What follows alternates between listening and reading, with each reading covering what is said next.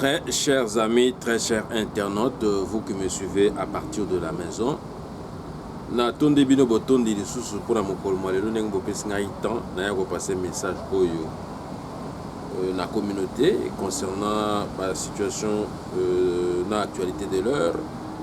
Boyebi actuellement makambo ezali kili awa na kati ya diaspora nga en tant que président ya Beden Vision na président bongo ya groupe des ressortissants congolais à l'étranger, nous allons veiller sur bon fonctionnement na bon comportement ya bande konabiso oyo bavandi awa na poto, spécialement na diaspora na Europe isika mingi biso to ngana vandi.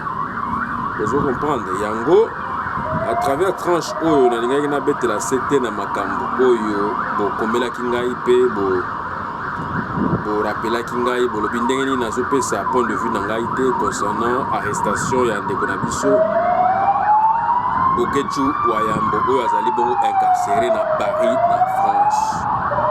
Na kolobela yango na tranche oyo yango ga moke bo pesi ngai na ya na bandako na bino na kolobela lisusu na kobeta lisusu sete na makambo etali bongo mboka na biso na ndenge makambo ezali ko pitakani ezali koleka kuna na partie est, à part ba massacre na ba tuerie, en tout cas éruption volcanique ya Nyamulagira na ya Nirangungu et s'inviter lisusu pour ya kotungisa ba population autochtone mingi bakomba déplacer bakomba dépeuplé bayebi pesika bakendete tellement tout ça na gouvernement moko irresponsable, gouvernement moko ayeba quand même pas ko sankeri na ba situation ya ba ressortissants na esika nini bavandi po talaka na ndakisa na kopesa bino concernant ndeko na biso Bokechu eloko bakangeli jusqu'à preuve du contraire to éviter mutuna makolo motif nini bakangeli.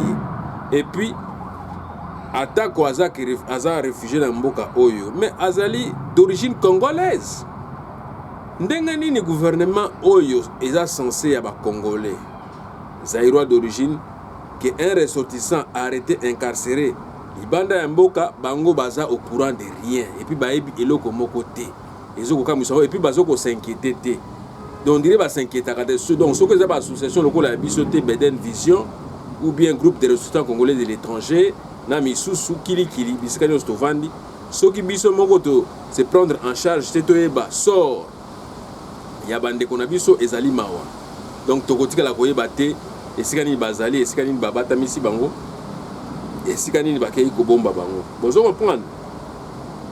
Donc yango na tranche ya mission na robetela c'était makambo arrestation ya Bokechu na makambo ya ndeko na biso Selejino oyo azali bongo musicien, artiste musicien avant d'arriver bongo pe na France ou azali victime ya agression, ba agresseur qui est na ndenge moko que bomona ki ba image na ba réseaux sociaux tina ngonga o nazo bet nazo sala notre tranche émission oyo azali na mbeto à l'hôpital on nzamba sungaye de façon que azongela biso na vraiment na bon moyo azongela biso pe en bonne santé ndenge azalaka comme d'habitude. Mais ngai wabino président ya Beden Vision le président des ressortissants congolais de l'étranger nazali ko condamner fermement l'agissement ya bande konabiso ba compatriotes na biso. Mais c'est quel genre d'exemple, c'est quel genre de communauté au bozolinga botonga, c'est quel genre de comportement oyo bino na bino bobo manaka bino na bino bo bunda kalibanda ya mboka. Mais ceux qui boza ba opinion diverses mais ça problème te biango te zoti na bino bokende ko bunda bokende ko sala ba désordre. Vous comprendre. Donc moi je condamne cette agression là et nazali ko senga na ndeko na biso Selejino soki a reprendre ba faculté na ye santé na ye apporter batona plainte, apporter bango plainte pour coups et blessures dans le sens que justice française balande la bango ba ko appréhender bango parce que wana basali ezali malamu te to vivre ndenge na kati ya communauté. Vous comprenez. Donc nous avons déjà des difficultés d'ordre structurel, il y a structurer communauté na biso. Communauté na biso est structurée. Soit communauté congolaise, il y a Belgique, communauté congolaise, il y a France, il y a Angleterre, il y a Irlande, il y a Suisse, il y a Canada, ainsi. Tout ça structuré.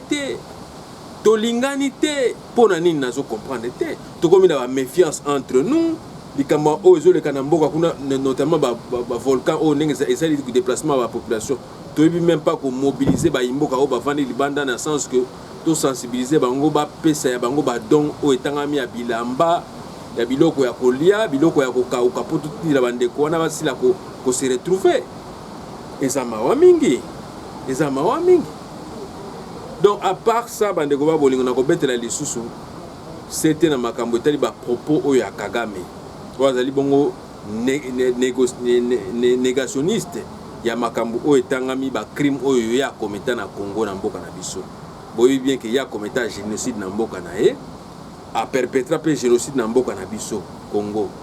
Vous comprendre oyo ezali camouflé toujours par la communauté internationale occidentale. Il faut to préciser kango bien ba nuance on a boyebaka yango parce que communauté internationale ezali terme moko to utilisaka mais na kati ya communauté internationale toyeba bien que to na communauté internationale occidentale, orientale et océanique et ainsi de suite. Vous comprendre o bango na bango ba pesa point de vue na bango selon ndenge bazo ko apprécier makambo ndenge ezali ko kende. Vous comprendre.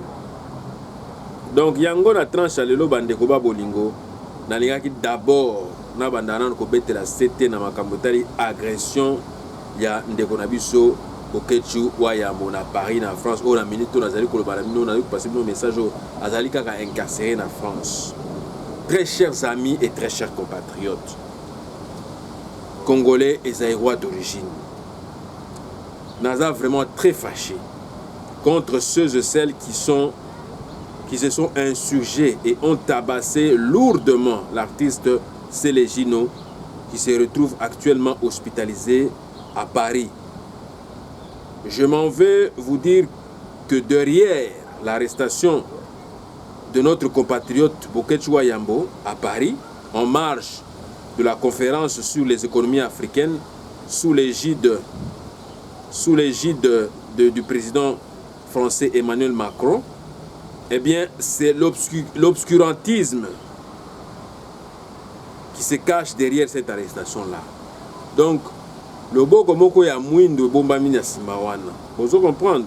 C'est-à-dire la négation ou l'opposition à la diffusion de l'instruction ou à la propagation de la culture ou du progrès.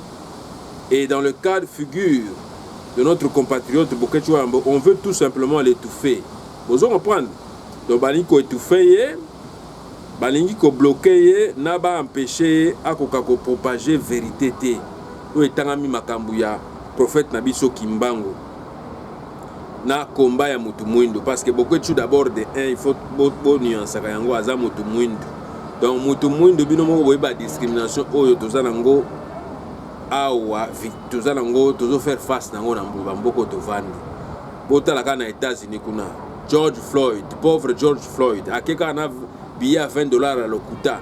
Kolo shop on a bengele mbila ye aye ko boma likolo billet kaka ya $20 tala moto nyoso epelisi tala malheur nyoso o etiki na sima. Bozo comprendre, c'est la même chose, c'est la même sort oyo Bokechu aza ko subir na Paris. Bozo comprendre. Donc, na banda koloba baza bloqué pe aza empêché. Il y a ko propager message na ye ya o ya prophète Simo Kimbangu na ya libération ya mboka na biso. Voyez que mboka na biso jusqu'à preuve du contraire, ils allaient toujours occupés. Ils allaient toujours na kati ya otage perpétuel ya ba mafia internationale oyo bakangi peuple na biso na mboka na biso et ça la ka bomengo na bango mais ça la ka bomengo peuple na biso c'est très grave. Vous comprendre? Au jour d'aujourd'hui, toutes les religions sont totalement bien sont devenues universelles. La religion nous sont totalement bien et universelle. Ndakisa il y a ba bouddhisme, il y a ba christianisme, il y a ba protestantisme, hein, il y a ba protestantisme, pardon, il y a ba orthodoxisme, etc., etc. Mais maintenant, pourquoi pas pour le kimbangisme? Voilà ma préoccupation. Pour la unité, pour le kimbangisme, comme universel. Vous comprenez?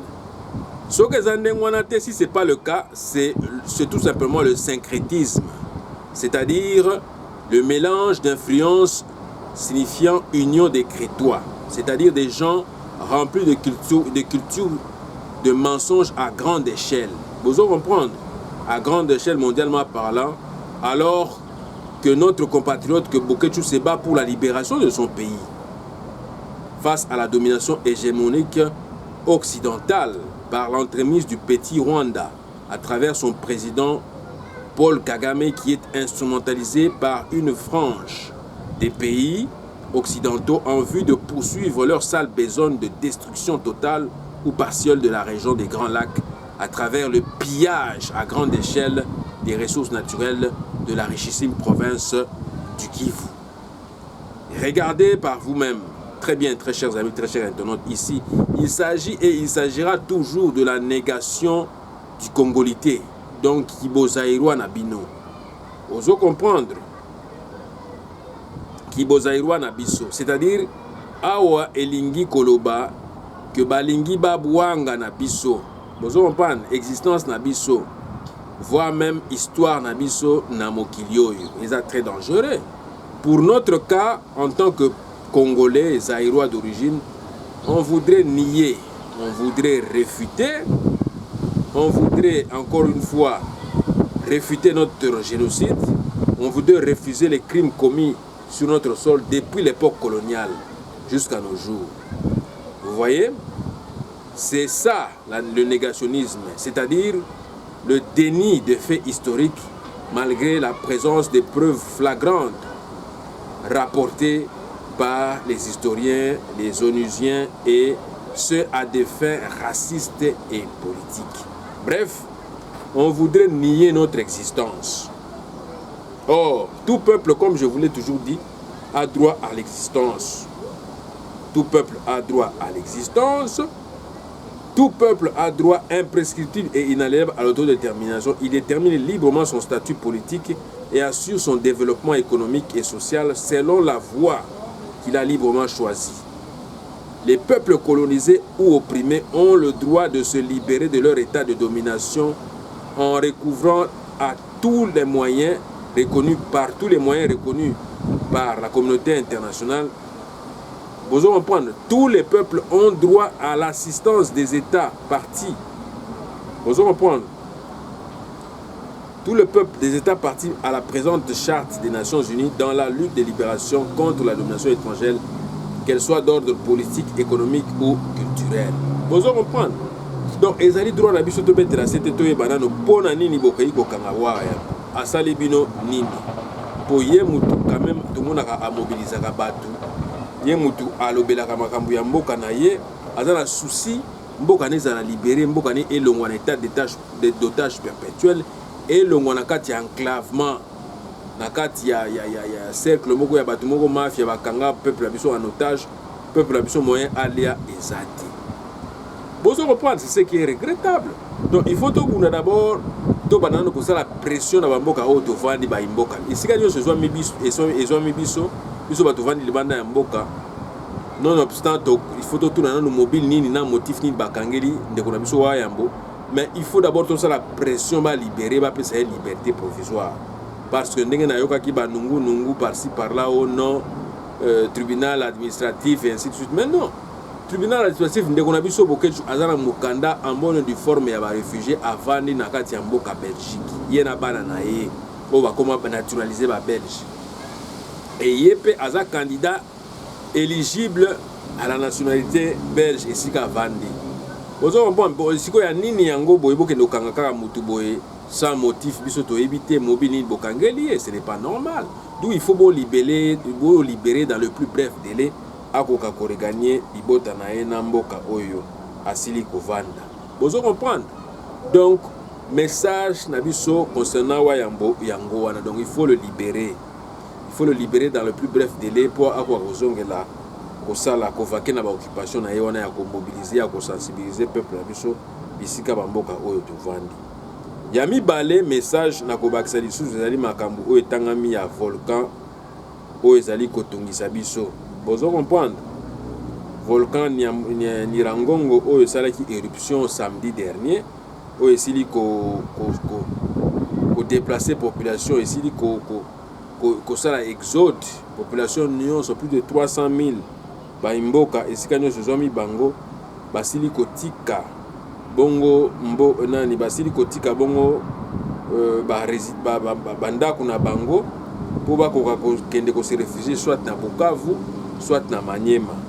Vous comprenez? Donc, yango ozo mona à travers émission on a lingina et bisa bande qu'on a vu que en tout cas mis à part le massacre, la tuerie de tout genre où les kakuna na oh encore une fois actualité de l'heure où il y a une éruption à volcan n'a provoqué par déplacement par dépeuplement peuple biso toza de cœur na bino na katia Beden Vision na katia groupe de ressources congolais de l'étranger déjà na mobiliser ba imboka ba komema ba contribution na bango ba don na bango de tout genre en nature bozo comprendre ba koya na ba bilamba ba koya na biloko kolia ba koya na biloko kili o ngana ko dénombrer yango te na koki pe ko chiffrer yango awa te mais o nyonso biso to kozwa a na niveau ya diaspora na kosala par tous les moyens to tshela bino yango rapidement na niveau ya Croix-Rouge ou bien na niveau ya Médecins Sans Frontières pour biloko wana ekomela bino parce que ce n'est pas normal situation où vous allez vivre ezali normal ata mokete donc peuple mobimba gouvernement akipaka ete gouvernement azali ko voter ba loi na ye na parlement kuna bazali ko sa ba élection na bango ba seni alors que ce qui est plus important c'est le peuple parce que ça ata boke sala makambo ba ko sala ko pona baba nani ba membre oyo ba ko kamba seni wana mais le plus important seni wana ko fonctionner ndenge ni suki peuple wana zate et que ko fonctionner na ba volcan et que ko fonctionner na ba nzete mais non il faut peuple azala wana pour d'abord que bino bo fonctionner et puis bino bo anda ko sa musana bino. Donc, toute affaire cessante, il fallait que dans le Parlement, soir. Il n'y aura pas de plénière, il n'y aura rien du tout, jusqu'à preuve du contraire que solution est au niveau est.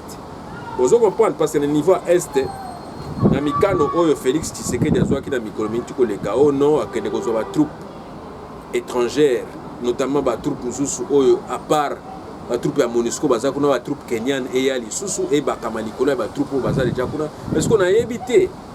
À travers un message au volcan me melibino parce que message au volcan me melibino ça message moko ya mutuya message moko me melibino ça message ya koyebisa bino que il faut beau se soulever il faut beau benga na occupation volcan ku toye ko aider bino mis à part ba malheur au memi besoin prendre mais volcan message mususu au memi ezali que il faut beau benga na d'abord occupation c'est-à-dire que au bengani MONUSCO au bengani ba troupe étrangère. C'est ça le message que le volcan a apporté, malgré le désastre sinistre. Oh, mais mais ce qu'on t'a dit bien, il y a un Soukola. Et Soukola, ba MONUSCO, wana ba groupe armé Nyon, Soana, Pona, Bakende. Nous allons prendre pour Bitumba et si là, ba guerre si là, qu'on va massacrer si là. Vous allez comprendre parce que ça va faire 20 ans maintenant, ou plus de 20 ans que toujours dénombré kaka ba massacre, toujours dénombré kaka ba tuerie. Toujours dénombré kaka ba kidnapping ba biloko kili ba viol et ça kaka kuna na partie à est. Ozo comprendre kaka kuna partie ya na partie à est mais c'est comme colonie yango aussi là mais volcan déjà ko annoncé bino que ngana bengani déjà une partie ya ba occupant. Siko etikale na bino siko le peuple na le reste ya mboka population ya mboka bosala ya bino pe musala na la bino déjà lokolo que na bengani déjà une partie à occupation ba troupe na siko nazo komituna ba troupe kenyane wana oyo Félix ya lobaki bakoya na mutindo bani bakoya na ndenge nini et puis yo ke koloba que non ozana besoin ba troupe kenyane baya na mboka na biso est-ce que ko futa bango facture de deux ozo kende ko benga bango mais oyebi bien que tozana période ya pandémie donc olingi ko sala ke bango baya na ba covid ya ba contaminer ba population na biso mais non il faut faire des histoires bien et proprement. On ne fait pas des histoires kaka vai kaka ndengwana likolo la muki lelo lotika ndengwana ba nikolo ba non.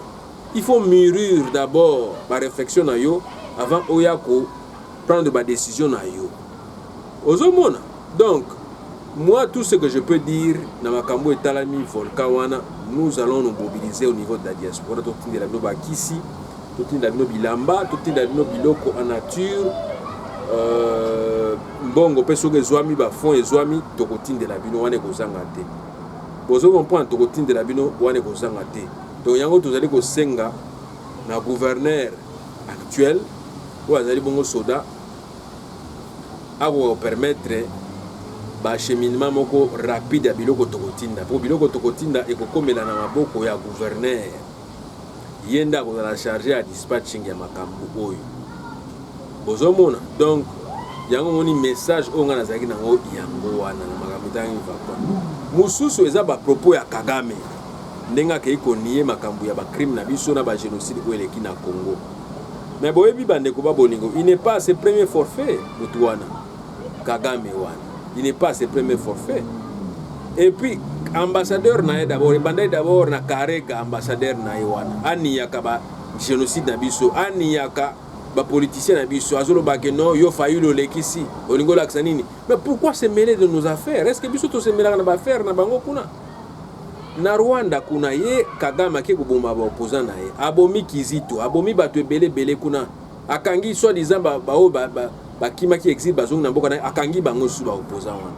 Mais abanana ko libérer bango kuna abanana ko libérer bango kuna ngai yango moni na point auto komi nango poto sauver région à Grand Lac wana nyonso mobimba. Il faut te convoquer na lombangu ba dialogue interpays, dialogue inter-rwandais, dialogue inter-ougandais, dialogue inter-tanzanien, dialogue inter-burundais, dialogue inter-kenyan. Vous comprenez? Et tanzanien, ainsi de suite. Vous comprenez? Pour qui met na sous-région à Grand Lac. Vous comprenez? Parce que na vision na biso, net na vision na ngai. Région à Grand Lac, c'est région moko. En tout cas, na Mikolomizali Koya, on en parlera toujours parce que pâturage, ezali, environnement qui toko makamonio sous a réuni pour ça la sous-région moko qui a prospérité, il y a pas peuple, il y a bamboka wana nyonso ezali ko englober sous-région wana. Mais et loko pitakali tozokuta nango a ezali nini? Ezali ne ba dirigeant tope ba kambi ya bamboka wana ya sous-région wana. Ne bazali ko tshepso na kati ya pitakani, na kati ya Botswana, na kati ya Bobunda. Ozomona biso na biso ba peuple to na problème te. Biso na biso ba peuple, biso peuple congolais, peuple rwandais, peuple ougandais, peuple tanzanien, peuple kenyan, to ça na biso na problème te. Problème to ça nango a ezali des problèmes ya ba kambi na biso wana. Ba kambi wana bazo répondre na agenda moko boye. O ezali ko uta na Occident. Donc basa lokola ba marionnette na ba sentinelle ya ba occidentaux, basa la ka ba musala ya koyibaka bakita kopiyaka bakita po ba chemina kango awa po ba balolaka yango esala bomengo ya Occident to pe ya Orient to pe ya Océanie to pe Amérique. Or nkita wana oya biso il faut bénéficier na ba imboka. Donc zwa nkita ya Uganda il faut bénéficier na ba Ougandais, peuple ougandais, il faut baza la prospère. Quitte à Tanzanie, il faut bénéficier d'un peuple tanzanien. Quitte à Rwanda, il faut bénéficier d'un peuple rwandais. Quitte à Burundi, il faut bénéficier d'un peuple burundais. Quitte à Congo, il faut bénéficier d'un baimboka ya Congo. Donc, peuple congolais est roi d'origine. Vous comprenez? Donc, pitaka ni tozana ngonde yango wana. Donc, batu moko bakambimo wazaona, baosela na moko capitalisme na néocolonialisme. Agenda wana bango tililo ba vivaka na cadre la conférence de Berlin. Or, biso en tant que peuple autonome, peuple libre, il faut vivre dans le cadre de biso moko. Donc vivre dans le cadre de batouté ou bien dans le corps à batouté. Yango ba corps on a des zoko lié à biso za ko enchaîner ka biso moyen to se développer zate, moyen to mata to se développer zate. Vous comprenez? Donc il faut tout ça vraiment effort au niveau de biso ba peuple, ba kamina biso to no ne baloba na le poto. We need to make sure they are responsible. Vous comprenez? We need to take them into account. Vous comprenez? Donc il faut base à la responsable, base à la redevable envers peuple ya mboka na bango, na mboka na bango. Basa la kapona ba intérêt ya ba mboka na bango, na ba intérêt ya ba peuple na bango. Basa la kapona intérêt ya occidental na ba occidentaux te. Ou bien bateau batinda kabango. Parce que ce qu'on suit ndakisa Paul Kagame, azali pion, azali marionnette ya ba occidentaux. Donc yende azali ko pérenniser cadre ya conférence de Berlin. Yende penda ba ebisi que non, on même ko changer constitution na yo, on ko vanda on a tina 2034, tina 2040, tina 2050 yo kaka. Mais yo l'essentiel au garantir biso zoko zoko ne ko piyaka na est kuna. Ozo kene ko chaba guerre na ba trouble kuna pona bomengo wana o eza kuna coltan cobalt cassiterite pona o acheminango awa na poto balolaka ngo ba matière première wana. Bozo comprendre or na bakambia solo o bakoya lobi parce que génération oyo koya après biso awa bako condamna ka biso na ndenga osakana te. Ba ndo tala d'abord que tala bato bando vivre ndé marko yo. Mais pour nini bazaki ba esclave boy bazaki ba umu boy nyonso tout kokendaka na poto alors que bazana biloko ba bomengo nyonso ya kokokisa ba posa na bango ya kozwa ba décision pe mikano pona bango moko ba se développer mais il faut pas défendre ba dépendre ka na bato moko boy. Or ngana yebisaki bino très bien et loko eza kosala biso pitaka neza nini ezali que biso nyonso tokenda komi zindisa na kati ya ba organisation internationale. Or ba organisation internationale on a travers ba traité na bango yango ezali ko bloquer biso. Comment ça veut dire que traité internationaux wana o biso to signer na ba convention kili ezali kola ba constitution na biso? Non, on peut pas tolérer ça.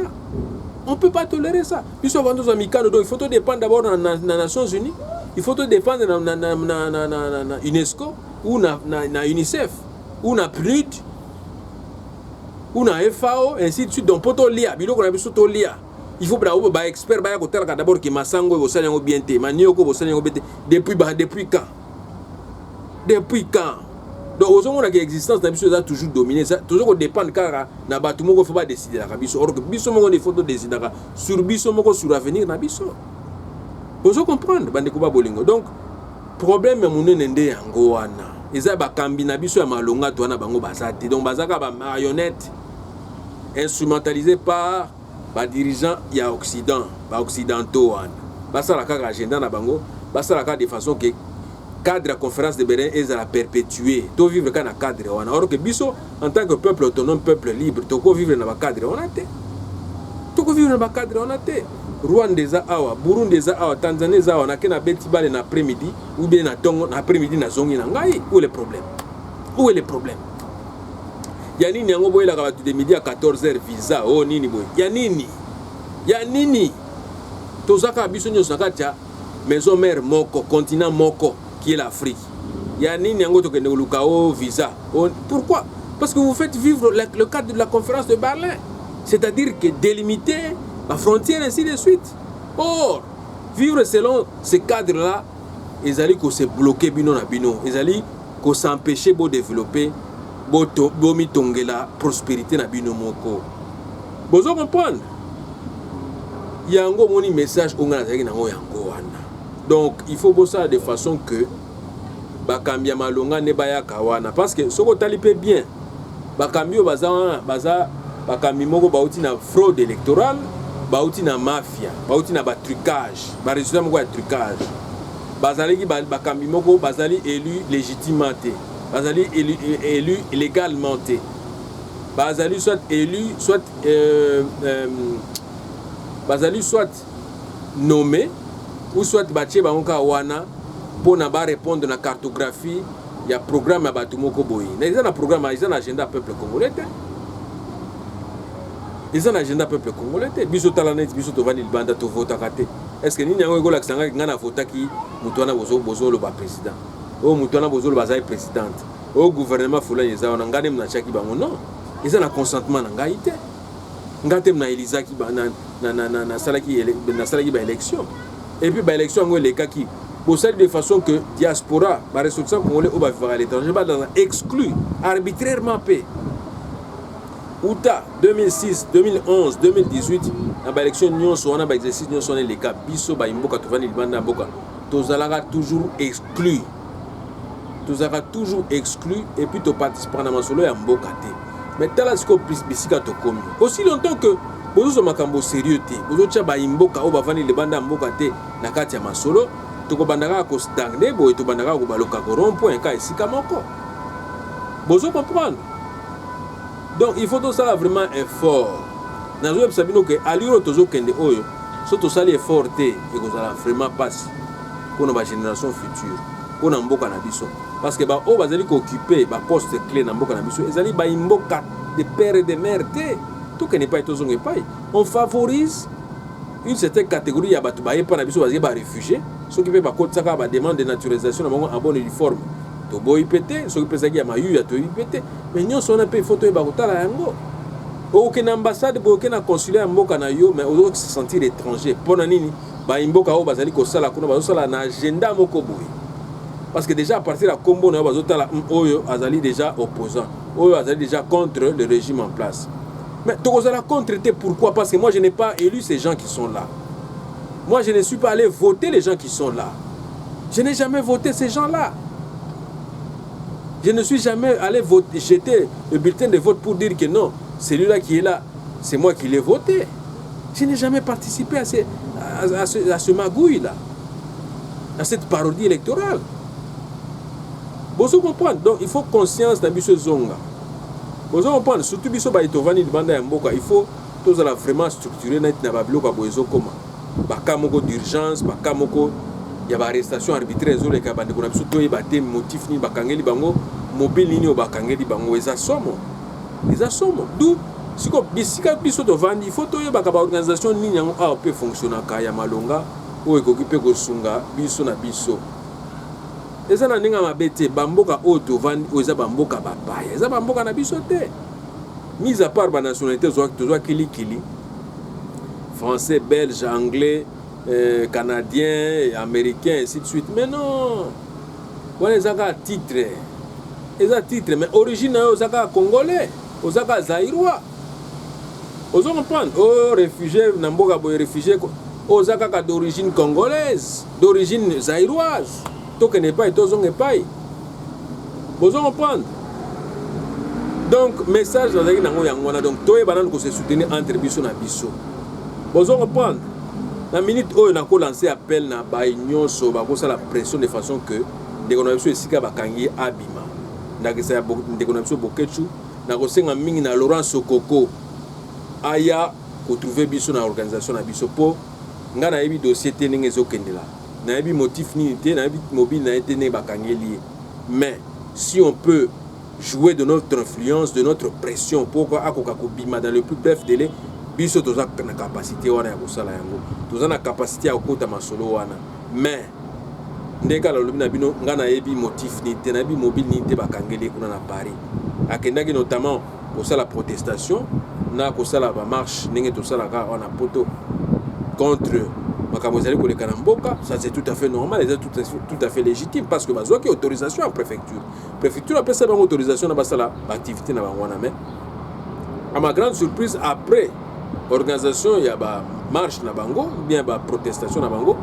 toye koyoka que non il a été arrêté et il est incarcéré actuellement ba mema qui est na tribunal na première instance juge wana à savoir qui incompétent donc on va constater makambo na été parce que soki to dali bien ndeko na biso aza en ordre esika mboka ya vandi esika mboka ya vandi azali en ordre azali na problème moko te d'ordre administratif d'ordre ceux qui a séjour non il est en ordre et puis il fait son travail il doit mobiliser il doit sensibiliser il y a batuna ya peuple mokonzi il est l'un des leaders il y a groupe wana il y a mouvement on a peuple mokonzi il est l'un de ses leaders je peux dire qu'il est aussi l'un des cofondateurs il y a peuple mokonzi parce que peuple mokonzi azali na bato belé ba fonda yango oh lelo bazar na mongo evreka dans l'ombre ou bien peut-être balingi na mongo c'est kobimate na poisa mais na bisibino que il faut te soutenir donc Laurent Sokoko yom to soutenaka mutu na yo kotika ete sala na ye soki ezosenga na biso to kota masolo oyo tozali prêt ya ko soutenir ye na kati ya Beden Vision pe na kati ya groupe de restaurants congolais de l'étranger nga wabino na sina salle de ya musala munene po bokoloba ke non biso tozoloba loba ka mingi meno na minute alelo na kofungola bino ke masolo ndenge zaona tosito solo laki na téléphone na ministre ya intérieur ya France pe tosito sololi na ministre ya immigration ya mboka Belgique pe ya France toyeba nanu kolandela dossier yango toyeba qu'est-ce qu'il en est au juste et eza problème nini mais ngai kaka na masolo ka ne tozosula bwe na ofungola bino parenthèse mosusu oyo po botala uta papa ngwana uta tika biso moi je trouve que nazo analyser situation dans le sens que résistance est comme menacée donc la vraie opposition aux alliés résistance congolaise bisika nyonso tovandi ezali menacé na balkanisation. Donc sikoyo bato moko boye ya régime oyo eza kuna bazotindaka bato baya kosala neti baya komwangisa bino baya kobalkanize bino. Ozo comprendre ebandaki d'abord na tribunal ya Odombo ya Paris oyo bakendaki kuna bake kuna na motif que Kagame mutafundaki ye un négationniste azali ko nier ba génocide na biso na ba crime na biso, mais esalami que tant bakei na tribunal na ba preuve nyonso oyo ndeko na biso Odombo azalaki nango ekoyisaki ba accusation nyonso ba chef d'accusation nyonso oyo Paul Kagame asalaki à l'encontre ya CNDP, je crois. Aux comprendre, je crois, je sais pas si c'est CNDP ou bien quelque chose comme ça, mais il y a groupe, il y a Odombo, donc mouvement il y a Odombo. Aux comprendre, donc bakenda na tribunal et ils ont vaincu. Et ils ont vaincu, ils ont gagné. Mais vous savez tout ce qui se passe actuellement, ils veulent balkaniser balinga mwangi sa diaspora. Pour diaspora et le barasusu na voix mon côté ou bien et agisaka susu te ndenge agisaka liboso parce que boyebi ke batu oyo bakotaka masolo ya mboka ezali ba diaspora o bavandi libanda ya mboka o notamment bavandi na Canada, na États-Unis, na Belgique, na France, na Angleterre, na Irlande et ainsi de suite, na Angola, un peu partout là. Bangonde basalaka de façon que o nyoso le kanamboka kuna sokeza en conformité, ça va sokeza en conformité te to telemelaka masolo wana. Vous comprenez donc parenthèse on a fungula bino c'est-à-dire que ba plan oyo nga nazomona na analyser situation ndenge ezokende géopolitique ndenge ezokende la balingi ba mwangisa biso ndenge na yebisaki bino wana na ko mwangisa biso na sikoyo biso na biso tokokoma na ba méfiance ba organisation oyo bino boyebi to travaillaka tokoma na ba méfiance moko boye total au Beden Vision au nani groupe de ressortissants congolais de l'étranger au peuple mokonzi ainsi de suite otokoma na kati ya pitakani toyoka na lisusu te. Or je me rappelle awa marche que salami ezala ya Pareco, ezala ya CNDP, ezala ya nani, ezala ya peuple mokonzi, ezala ya Beden Vision, biso nyonso to sanganaka, to s'harmonisaka pour te trouver comme un accord, pour te sala que de façon que ebima bien pour na image ya mboka, ebima bien na image ya mboka. Bino moko boyebi yango très bien, mais sikoyo biso toko jouer jeu na bangote. Ils veulent nous balkaniser, ils veulent nous diviser. Ils veulent que nous puissions être en conflit entre nous pour essayer de façon que balo batala batwana donc eloko osa suna poto ezate bakomi ko finga na bango na bakomi ko funda na bango. Non, on peut pas arriver jusqu'à ce point là. Non. Donc et si kanyo se zo mi biso to se mobiliser toute la situation ndenge ezoke na mboka ezoke malonga te mboka ndenge ezotambola ka ndenge wana te. Apartheid électoral oyo il faut ici là. C'est-à-dire que na masolo soki ba élection oyo koyaka ya malonga o ba ko tchaka biso na masolo nde to koloba ke ma élection nde yango wana mais o nyonso to le cas ba exercice nyonso le cas eza ba élection te eza ba parodie électorale de le cas na mboka wana. Bozo comprendre, donc il faut tout ça de façon que cette fois-ci tout bananon ko libérer mboka. Après de savoir libérer le pays, qu'est-ce qu'on va faire? On va nous organiser pour ba élection ko apporter na ngolo ko mokote. Ba élection ko apporter na ngolo, nous allons faire en sorte que tout s'identifier d'abord. Toi ba qui est congolais qui ne l'est pas. Yango nezo même la biso ba pitakani, zo même la biso mindondo. Aussi longtemps que tu évites qui vient d'où, qui fait quoi, oh ba parane bazaki wapi, bavanda wapi, asala tanga wapi, on aura toujours des problèmes. On aura toujours des problèmes. Donc il y a un message dans zaki nango yango wana. Bozo un point, ingeta.